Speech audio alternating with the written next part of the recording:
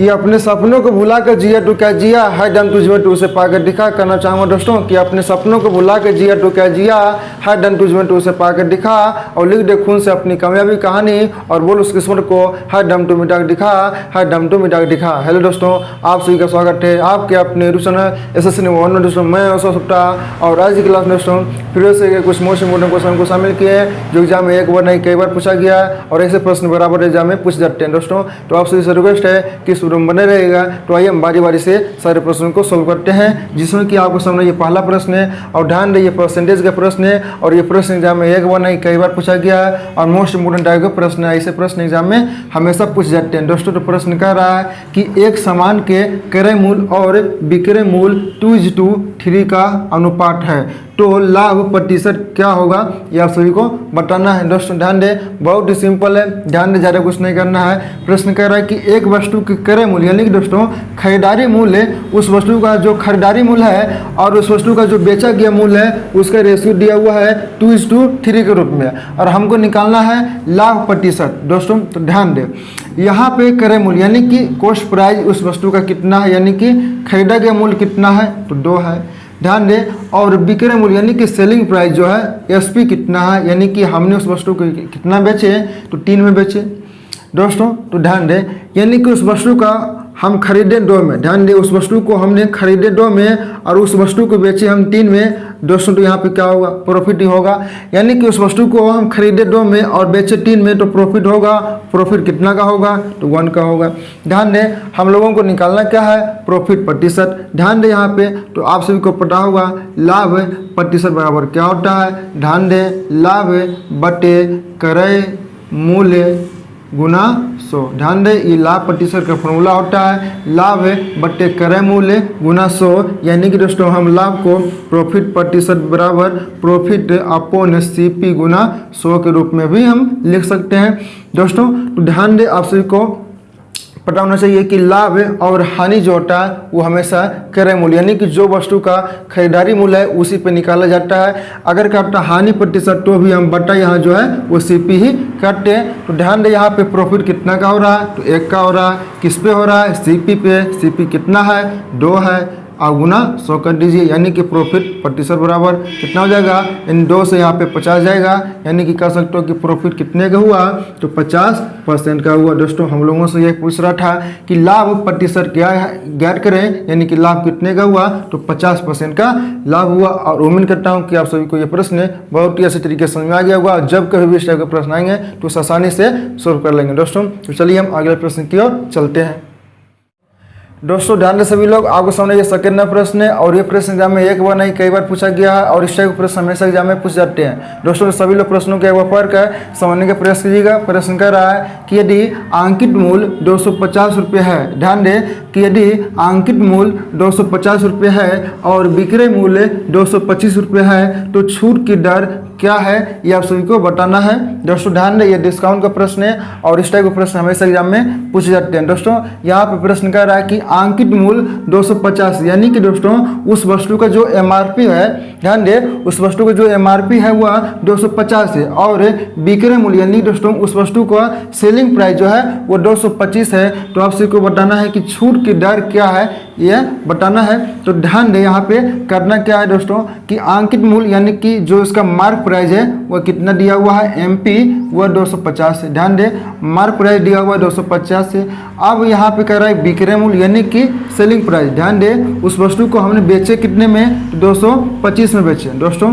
तो ध्यान दें, उस वस्तु का जो MRP है 250 से। ध्यान दें सभी लोग, उस वस्तु का जो MRP है 250 है और उस वस्तु को हमने 225 में बेचे दोस्तों। तो ध्यान दें, यहाँ पे डिस्काउंट कितने का हुआ, ध्यान दें 250 से 225 में हम बेचे तो डिस्काउंट कितने का हुआ तो ध्यान दें डिस्काउंट यहाँ पे 25 का हो रहा है, डिस्काउंट यहाँ पे 25 का हो रहा है। लेकिन दोस्तों हमें निकालना क्या है, डिस्काउंट का दर यानी कि परसेंटेज में निकालना है कि ये डिस्काउंट जो है 250 में हम खरीदे उसे 225 में बेचें तो डिस्काउंट कितने % का हो रहा है ये हम लोगों को बताना है दोस्तों। तो ध्यान दें, यहाँ पे सभी लोग, यहाँ पे डिस्काउंट कितने का हो रहा है, तो 25 का हो रहा है। दोस्तों डिस्काउंट किस पे हो रहा है, ध्यान दे जो MRP है उसी पे डिस्काउंट हो रहा है। ध्यान दे यहाँ पे डिस्काउंट किस पे होगा, जो MRP है। हम मान लीजिए कोई वस्तु लेने जाते हैं तो जो उस पर MRP रहता है उसी पे डिस्काउंट करके हमको दिया जाता है। दोस्तों तो डिस्काउंट होगा MP पे यानी कि मार्क प्राइस पे,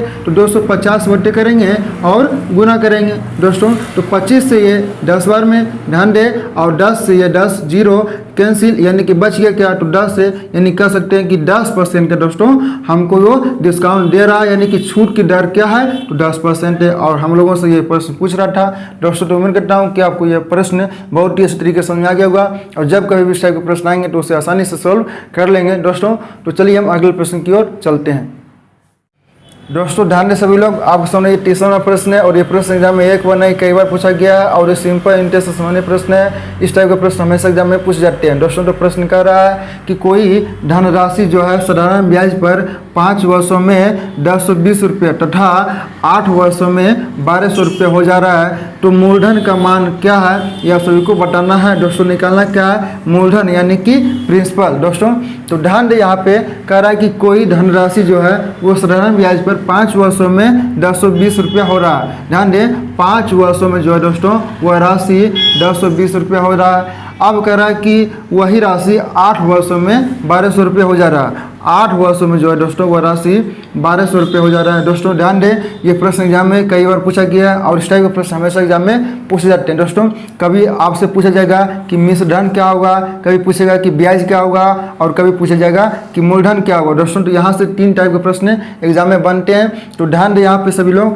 कह रहा है कि 5 वर्षों में जो है 1020 रुपया हो रहा है, तो 8 वर्षों में यहाँ पे 1200 रुपया हो रहा है। तो दोस्तों ये डिफरेंस कितना है, ध्यान दें यहाँ 5 से 8 हुआ, यहाँ पे डिफरेंस 3 है, और 1020 से 1200 हुआ, यहाँ पे डिफरेंस कितना है, यानी कि जब हम 1200 में से 1020 माइनस करेंगे तो कितना आएगा, 180।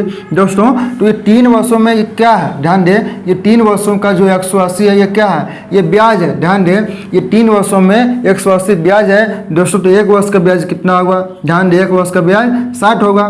ध्यान दें 3 से ये 6 बार में जाएगा, 318 और 1 0, यानी कि 1 वर्ष का ये ब्याज कितना है, 60 है। दोस्तों तो ध्यान दें अब हम लोगों को निकालना क्या है, मूलधन। दोस्तों तो ध्यान दें यहाँ पे जो दिया हुआ है 5 वर्षों में ये 1020, ये क्या है, ये 5 वर्षों का 1020 जो है ये मिश्रधन है।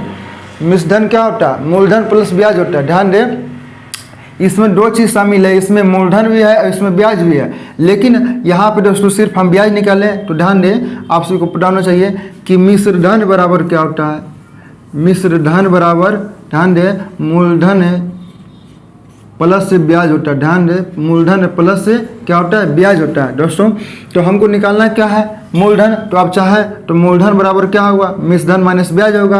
दोस्तों तो ध्यान दें आप चाहें तो 5 गुना, ध्यान दें 60 में 5 गुना करके 1020 में माइनस कर सकते हैं, या 60 में 8 गुना करके 1200 में से माइनस कर सकते हैं, और जो आएगा वो हमारा मूलधन होगा, क्योंकि ये मिश्रधन दिया हुआ है। ध्यान दें ये 5 वर्षों का मिश्रधन दिया हुआ है, और मिश्रधन बराबर क्या होता है, मूलधन प्लस ब्याज, यानी कि इसमें मूलधन भी है और इसमें ब्याज भी है, लेकिन हमको निकालना क्या है, सिर्फ मूलधन।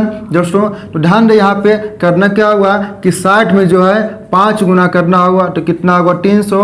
अब दोस्तों इस 300 को क्या करना होगा कि ये 5 वर्षों का दिया हुआ कितना 1020 है, 5 वर्षों का मिश्रधन कितना दिया हुआ है 1020 है, तो 1020 में से जब 300 रुपये माइनस करेंगे तो कितना होगा 720। तो 720 जो है दोस्तों ये आपका मूलधन आ गया, और यही हम लोगों से पूछ रहा था। दोस्तों आप चाहें तो इसमें ध्यान दें 60 में आप चाहें तो 8 गुना भी करके आंसर ला सकते हैं, यानी कि कितना हो गया, ध्यान दें 48 यानी कि 480 हो गया।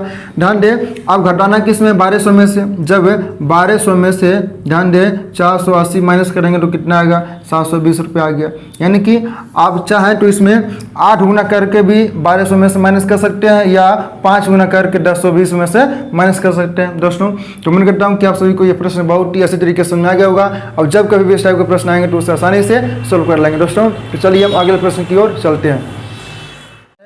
दोस्तों ध्यान दें सभी लोग, आपके सामने ये 4 नंबर प्रश्न है और बहुत ही सिंपल है, लेकिन दोस्तों इस टाइप का प्रश्न हमेशा एग्जाम में पूछे जाते हैं। दोस्तों तो प्रश्न कह रहा है कि एक हॉल में जो है 40 लोग हैं, एक दूसरे से हाथ मिलाते हैं तो हाथ मिलाने की संख्या क्या है, यानी कि हाथ मिलाने की कुल संख्या क्या है, यह सभी को बताना है। दोस्तों ध्यान दें, इस टाइप का प्रश्न हमेशा एग्जाम में पूछ जाते हैं। दोस्तों करना क्या है, यानी कि n की जगह पर जो है, यानी कि प्रश्न पूछता है कि जब 11 खिलाड़ी जब एक दूसरे से हाथ मिलाएंगे तो कुल हाथ मिलाने की संख्या क्या होगी।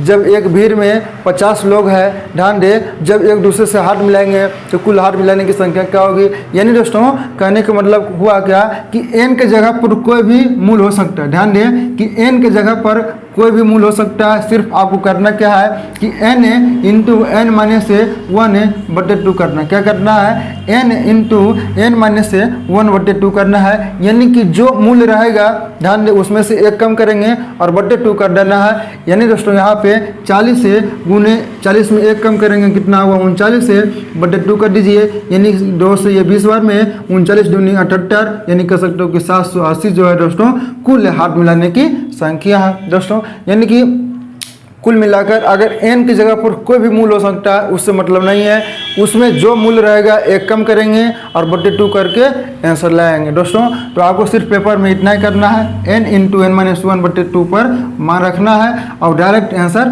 टिक लगा देना है। दोस्तों तो उम्मीद करता हूँ कि आप सभी को ये प्रश्न समझ में आ गया होगा और जब कभी भी इस टाइप के प्रश्न आएंगे तो उसे बिना सॉल्व किए आप छोड़ेंगे नहीं। दोस्तों तो अगर आज आपको सारे प्रश्न समझ में आ रहे हैं तो आज की क्लास को लाइक और शेयर जरूर कर दीजिएगा। चलिए हम अगले प्रश्न की ओर चलते हैं।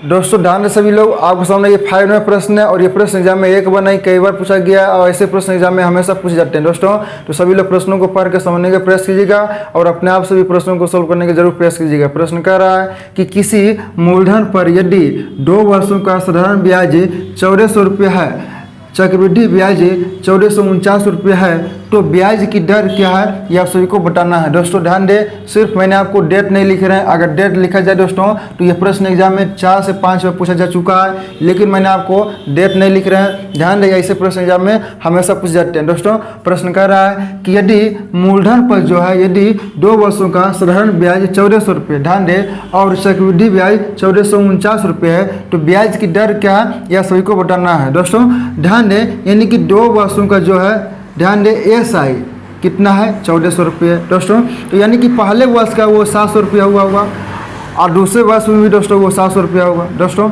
आप सभी को बताना चाहिए कि साधारण ब्याज क्या होता है कि प्रत्येक वर्ष उतना ही मिलता है। ध्यान दें, साधारण ब्याज में प्रत्येक वर्ष उतना ही मिलता है, लेकिन चक्रवृद्धि ब्याज में क्या होता है कि ब्याज पे ब्याज मिलता है। तो ध्यान दें, यानी कि पहले वर्ष में 700 रुपया हुआ तो दूसरे वर्ष में भी 700 रुपया हुआ, क्योंकि कह रहा है कि 2 वर्षों का कितना है ब्याज 1400 रुपये।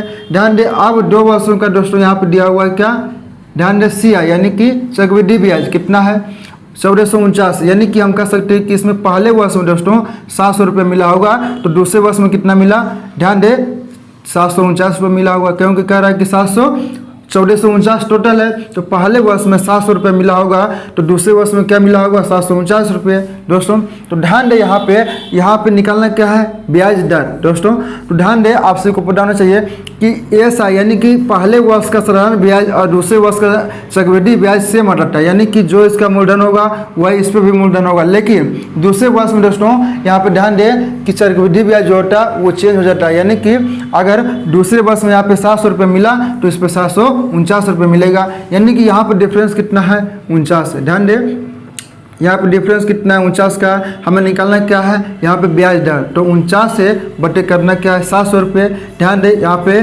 कितना है 700 रुपया है, 700 अब गुना 100 कर दीजिए, बटे 700 गुना 100 करना, यानी कि 60 से ये 60 बार में कैंसिल और 2 शून्य ये कैंसिल, यानी कि कह सकते हैं कि 60% का वो दर आ गया दोस्तों। और हम लोगों से यही प्रश्न पूछ रहा था। उम्मीद करता हूँ कि आपको ये प्रश्न बहुत ही अच्छे तरीके से समझ में आ गया होगा और जब कभी भी इस टाइप के प्रश्न आएंगे तो उसे आसानी से सोल्व कर लेंगे। दोस्तों ध्यान दें, इस टाइप के प्रश्न हमेशा जब मैं पूछते हैं, हो सके तो इस टाइप के प्रश्न मैंने आगे और सोल्व करा दूंगा। दोस्तों तो आज की क्लास में इतना ही। उम्मीद करता हूँ कि आज की क्लास से सारे प्रश्न आपको समझ आ गया होगा। दोस्तों तो अगर आप चैनल पर नए हैं तो चैनल को सब्सक्राइब कर ले और साथ ही बेल आइकन दबा लें ताकि जो हमारी आने वाली क्लास हो उसकी नोटिफिकेशन आपको मिल सके। दोस्तों तो आज की क्लास में इतना ही, मिलते हैं अगले क्लास के साथ। जब तक के लिए जय हिंद, जय भारत।